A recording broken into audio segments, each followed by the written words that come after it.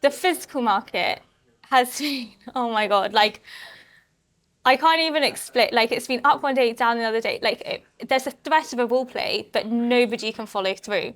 So it's just led to this consistent sell side pressure on the dated market. So for us, where we trade really quite prompt, so 10 to 30 days forward, typically where you'll see most of that kind of materializing is in 3 weeks forward. Someone will sell like kind of the 2 week or 3 week or structure into the next month.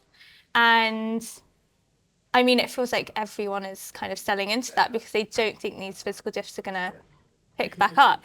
So as I said, we had the threat for bull play this week. Monday, so to put in perspective, I think we started the week on maybe like a minus 10 cents diff to dated. We got up to plus 12. Yesterday, it got sold all the way back down to minus 5. So we just have these TI cargoes which are not shifting.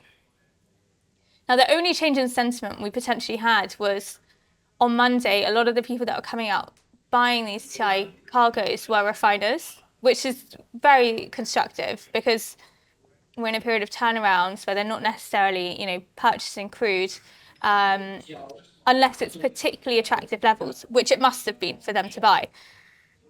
But that was totally reversed on Tuesday. So it just feels like we're just toying between, kind of parity on the diffs. And for us, like it's kind of always worth being maybe slightly longer than short, just because naturally in dated you have kind of a set number of cargoes until Midland. So Midland can just keep piling into the dated benchmark, which is what we're seeing now. But how many are left? Who knows? It seems as though local grades have cleared okay. The ARB into the east is currently open. So data to buy is pretty low. Let's see if someone, really can move the curve because it's just making it seem as though there's super low conviction.